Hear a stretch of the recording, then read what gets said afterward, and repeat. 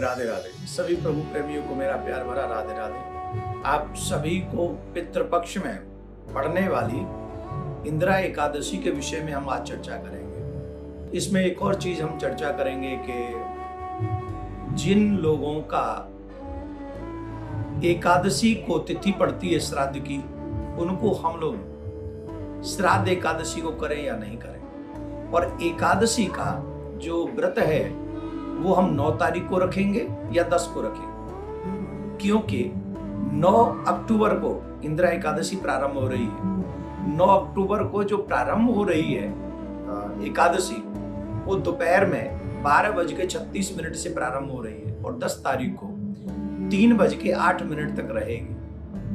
तो हम लोग एकादशी कब मनाएं, 9 को या 10 को?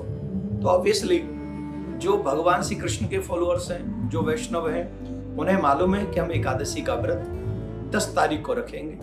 आप सभी जानते हैं उदया तिथि के चलते हुए हम सभी को 10 तारीख को व्रत करना है।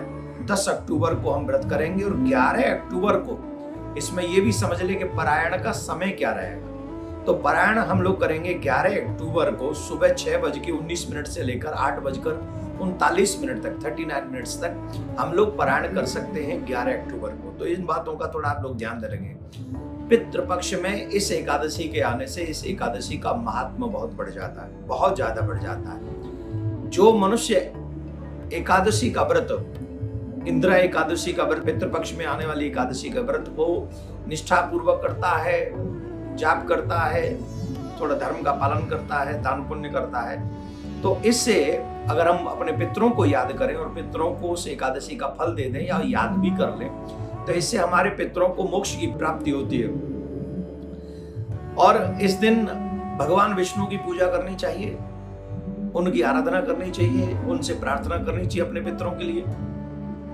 तो निश्चित भगवान विष्णु इससे प्रसन्न होते हैं। एक और बात बता दें, हमने जो आपको पूर्व में बोला कि एकादशी के दिन अगर श्राद्ध आ जाए किसी आत्मा का, हमारे पितरों का, तो हम क्या करें? मैंने संतों के मुंह से सुना है कि एकादशी के दिन अन्न नहीं देना चाहिए किसी को, और अन्न के बिना श्राद्ध किस काम का? क्योंकि श्राद्ध में अन्नदान का बहुत बड़ा महत्व है।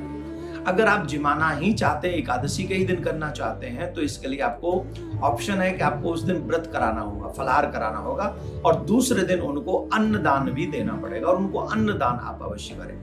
दूसरे दिन फिर द्वादशी के दिन उनको भोजन करा सकते हैं। और सूक्ष्म बात यह है कि हम या तो द्वादशी को ही श्राद्ध कर दें, एकादशी वालों की याद करके द्वादशी को करें, उस दिन पूरा भोजन कराएं, क्योंकि एकादशी को आप अन्नदान नहीं कर सकते, अन्न का भोजन नहीं करा सकते।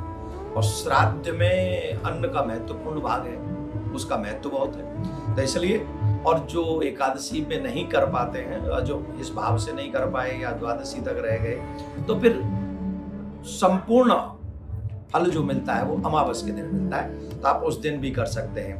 वंश वृद्धि के लिए इंदिरा एकादशी को दोपहर में पीपल के पेड़ की पूजा करें और परिक्रमा लगाएं, फिर शाम को पीपल के नीचे दीपक लगाकर, घी का दीपक लगाकर पितृ सूक्त का पाठ करें। इससे संतान की जो जीवन में परेशानियां होती हैं वो भी नष्ट हो जाती हैं और संतान प्राप्ति में सुख प्राप्त होता है, संतान प्राप्ति हो सकती है।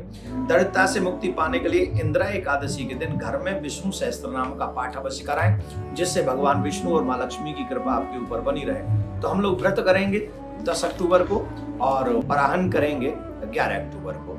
तो आप इस एकादशी के बाद को अपने पितरों को भी याद करें, उनके लिए भी इस एकादशी का फल दे सकते हैं संकल्प करके। तो सबका शुभ होगा, मंगल होगा, भगवान आपका भी मंगल करे और एकादशी आपके लिए